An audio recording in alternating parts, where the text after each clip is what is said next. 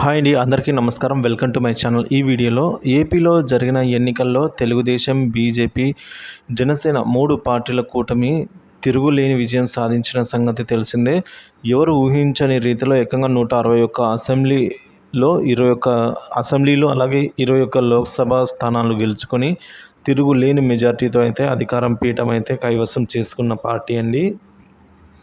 ఇక పవన్ కళ్యాణ్ సైతం ఎలాగైనా జగన్మోహన్ రెడ్డిని అధికారం నుంచి దింపాలనే కసితో తనను తాను తగ్గించుకొని చాలా తక్కువ సీట్లు తీసుకొని ఎన్నో త్యాగాలు చేసి మరి టీడీపీతో కలిసి ఎన్నికల్లో పోటీ చేశారు.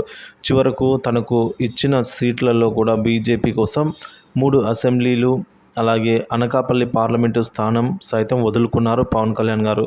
కూటమి అధికారంలోకి వచ్చింది. తెలుగుదేశం ఆ పార్టీ అధినేత చంద్రబాబు నాయుడు ముఖ్యమంత్రి అయ్యారు. పొత్తులో భాగంగా జనసేన కూడా ప్రభుత్వంలో చేరింది. జనసేన నుంచి పవన్ కళ్యాణ్కు కీలకమైన మంత్రిత్వ శాఖలు కట్టబెట్టడంతో పాటు డిప్యూటీ సీఎం అలాగే అటు నాదెండ్ల మనోహర్, కందుల దుర్గేష్కు సైతం మంత్రి పదవులు కట్టబెట్టారు. అక్కడి వరకు బాగానే ఉంది. ఇప్పుడు మిగిలిన నియోజకవర్గాల్లో జనసేన నాయకులు పదవుల విషయంలో అయితే పట్టుబడుతున్నారట. చాలామంది కీలక నేతలు సైతం ఎమ్మెల్యే సీట్లు త్యాగాలు చేసిన పరిస్థితి.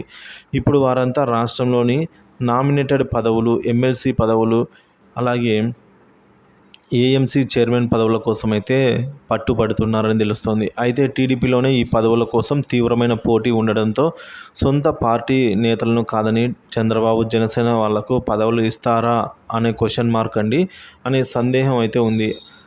అవునన్నా కాదన్నా ఇప్పటికే చాలా నియోజకవర్గాల్లో తెలుగుదేశం పార్టీ నేతలు జనసేన క్యాడర్ను కలుపుకొని వెళ్ళడం లేదు. ఒకవేళ కలుపుకొని వెళ్ళినా పదవుల విషయంలో మాత్రం జనసేనకు ఇస్తే చూస్తూ ఊరుకునేందుకు రెడీగా లేరని చెప్తున్నారు. కానీ ఆంధ్రప్రదేశ్లో ఉన్న అన్ని నియోజకవర్గాల్లో ఇదే పరిస్థితి ఉంది.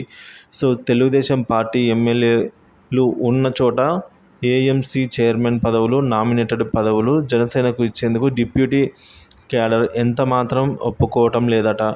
ఈ విషయంలో తెలుగుదేశం పార్టీ ఎమ్మెల్యేలపై సైతం గట్టి ఒత్తిళ్లు వస్తున్నాయి. పదవులు ఇవ్వకపోతే జనసేన క్యాడర్ కూడా తమ సత్తాని చూపించుకునేందుకు కాచుకొని ఉంది అని అంటున్నారు. ఏది ఏమైనా సరే క్షేత్రస్థాయిలో 2 పార్టీల మధ్య సమన్వయం లేకపోతే జనసేన, టీడీపీ కాపురం 5 ఏళ్లు ఎలాంటి ఒడిదుడుకులకు లేకుండా కొనసాగలదా అన్నది సహజమే అనైతే చెప్పాలి. సో మరి ఇప్పుడే ఈ విధంగా కొన్ని డిఫరెన్సెస్ అయితే వస్తున్నట్టు తెలుస్తుంది ఫ్రెండ్స్ ఇరు పార్టీల మధ్య.